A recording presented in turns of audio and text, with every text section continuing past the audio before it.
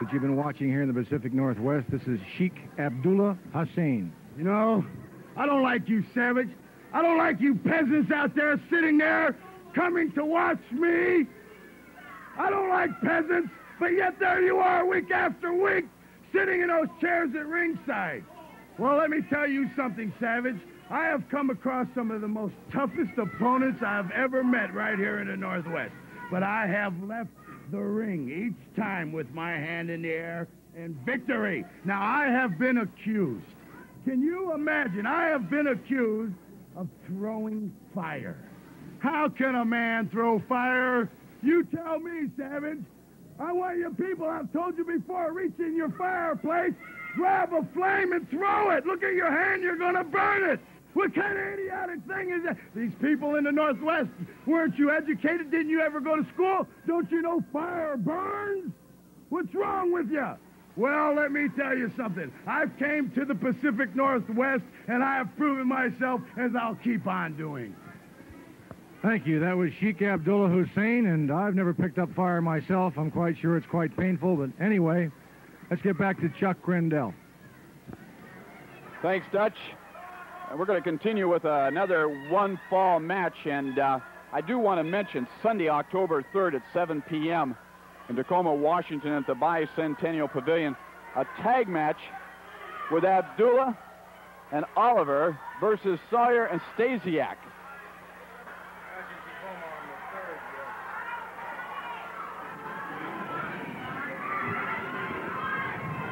That's in Tacoma on the 3rd. Abdullah and Oliver against Stasiak and Sawyer. The Crusher just came back. You fans, Stan Stasiak has changed his attitude. He's teaming up with Hacksaw Sawyer, the king of the hard punch. The stand-a-man, the Crusher, Stasiak. Hacksaw Sawyer against Abdullah and Oliver. Tag match in Tacoma, the Bicentennial. Your tickets are at the Custom Shirt Shop. 475-6960. Yes. Let's go to Don Owen. Ladies and gentlemen, the next event will be one fall. Introducing in this corner, 225 pounds, Abdullah the Arab. His opponent in this corner, 220 pounds, from Louisiana, Tommy Rogers. Is the South turning out some fine wrestlers, Dutch? Extremely good wrestlers, and Tommy Rogers is one of them. Young man came into the Pacific Northwest, very light on reputation, heavy on guts and stamina. He's proved himself. He's coming along really, really well, and we're looking for big things out of Tommy. You know, while I've been up here this evening and noticing some of the wrestlers' outfits, I was just wondering now, is there some place in particular that they get their boots designed and made? Yes, there is. Most of the gentlemen in the Pacific Northwest now know of a fellow down in Texas, and he does custom jobs on boots. They'll go range from $250, probably the cheapest pair, to $600 or $700. And these boots last, the good boots last 2-3 years. However, some of the other ones, the $200 boots, the beatings they take, only last a wrestler about a year, and then they start cracking. I don't care who makes them. Then again, you have the Sheik's boots. I was going to ask you about the Sheik's boots. I think they were made on the planet Mars. Or Pluto. But they're, of course, he's wearing them, so they are allowed. They're allowed. There's nothing in the books that says you can't wear them. Everybody has been complaining about this Sheik. He's a very cagey, crafty wrestler. Now he's complaining about the hair of the referee, Luke Brown. I don't think you're going to fool that referee too often. But this Hassan, you've got to watch this character. Somebody has been telling me that the man throws fire out of nowhere, Chuck. He throws a ball of fire at his opponent. Now, I don't know whether the people are drinking or they're just coming back from a party, but how do you pick up a ball of fire and throw it? I don't want to call anybody a liar, and a lot of people told me they've seen it. I don't know whether it's maps, his hypnosis, or what. But have you seen it, Dutch? I haven't seen it yet. I always get there. They always come and get me and say, somebody did something, you know, and then I have to go out and explain what I didn't see. Well, you're always behind the scenes like I am. Maybe tonight, being out here, I'll trade you jobs. I'd rather be out of the limelight, because once you're in the limelight, they all complain you want to pick on you. You don't know what's going on. All you're doing is trying to run the show, and They don't want to hear that.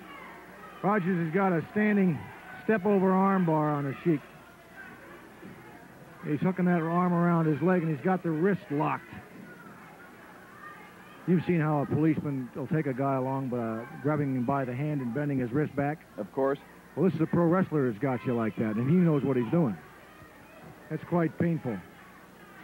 A lot of people say, well, why don't I see some of these holes? It doesn't look like they're hurting them. Only a stupid man would fight against leverage. You wait until the other man loosens up a bit, and then you make your move. If you try to fight against leverage, you're going to hurt yourself. And you see where Rogers has that arm hooked? It's hooked down low in towards the armpit and then right up under the elbow joint. And that's under his armpit. He could snap that elbow off if that man fought against it. Now, like he's trying to do now. I suppose these wrestlers will watch one another wrestle and learn their weaknesses or their strong points. The smart one will. You've got an excellent point there. I didn't know you were going to school on us, Chuck. That's why you see some of these guys back there in the background. They'll watch their opponents. They may be wrestling this guy tomorrow night, Tommy Rogers, or wrestling the Sheik. They try to go to school as much as they can. It's like a tennis player watching another tennis player, hockey player, vice versa. And that's what you always refer to as scientific wrestling. Scientific. You try to keep it that way. Whoa, look out. I don't want to tell you where he took that blow, but that was painful. Rogers staying with the arm. You get a man going on one part of his body, arm, leg, head, whatever it is. You try to stay after it, wear him down. These gentlemen are in phenomenal condition. They go 7 nights a week. Not to mention, as you've told me several times, the traveling. Oh, the traveling. Traveling, it's ridiculous. They log 80,000 miles a year, and that's, you can take that to the bank. 80,000 miles a year is a light year for professional wrestling, not counting the air miles.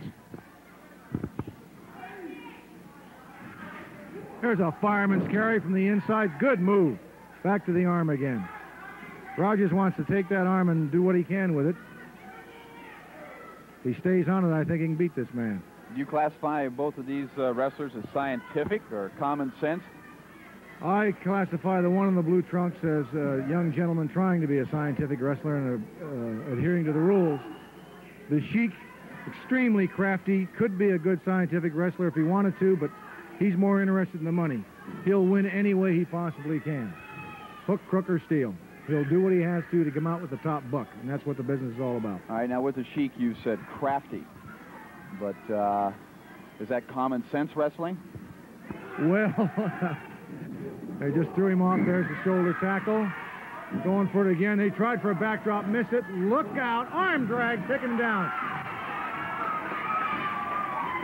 Well, let's say the Sheik, that's a nice word, crafty. I couldn't say dirty, because he'd come up here and ball me out, calling him a dirt. Crafty. We'll extremely crafty. In other words, if you stick an eyeball out, he'll try to walk home with it.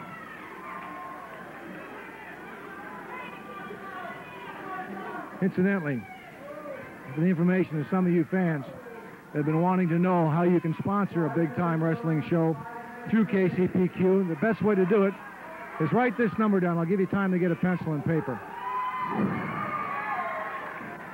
You can either write or call Big Time Wrestling. The phone number is 206 here in the state of Washington, 206-686-3085, 686-3085. That's the booking office. They'll give you all the particulars on how you can raise money for your club or organization, whether it be a high school band, football team, track, whatever, basketball, wrestling team, college level, the Optimists, the Kiwanis, the Lions. We do cards for all of them. And speaking about cards, what about Monday, October 4th? That's down in Longview, Washington, the Lower Columbia Community College gym. We work in conjunction with the athletic department down there, Gary Ernest and his people. And Longview has... Watch out, look out, he's on the second. Rogers, look out. Coming off the second rope. He didn't turn that fist in, he kept it open. I'm surprised, he could have knocked him out. That was a flat of the hand. You saw that, didn't you, Chuck? You know, I was watching his knees. I am amazed, as we're sitting here, I know you and I can both feel our knees, at the punishment the knees take. It's incredible. You really don't know. They say, well, how do you guys take this punishment? We take it home with us. That's how we take it, and we're in the tub all night long. And we do it again the next day because we get paid match to match. We're not a spoiled athlete like some of these football players that are overpaid out there on the street going on strike. And who pays the bills? Who pays the bills, Chuck? The fans. The public, the fans. When you stop a sport that a fan dearly loves and you take it away from them, you're cheating the public. And if you think you're worth more than the public wants to give you, then your sport's in trouble. That's why they ought to watch professional wrestling. We pay them night by night. They're self-contractors. They're not prima donnas. They're good, well-conditioned athletes. And well, it shows big-time wrestling, the best.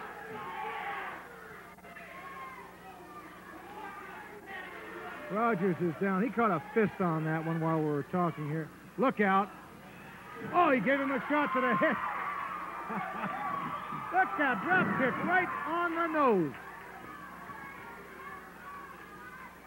Great lids in the building on Rogers Park. Good way to bust your hands, Tommy. Oh! A double shot right into the pit of the stomach. A complete front flip. That's illegal, Thomas. There's a body slam. Look at that. Oh, my aching sacroiliac. Oh, there's a knee right to the, lucky he had a knee pad on, right to the side of his head. We're down to 2 minutes, Dutch. And since we're down to 2 minutes, these bouts being one fall, how long are the matches? Well, on your TV matches, we have to have shorter time. Look out, that's a reverse camel clutch. Took him down 1, 2, 3. He got him. I wasn't looking. Did he grab his trunks? Did you see where they grabbed? I believe he did. You think he did? The winner, Does Sheik fans believe he did? Abdullah Hassan. That's questionable. Good win for him, though. Rogers is no slouch. All right. We're going to be back with more big-time wrestling action.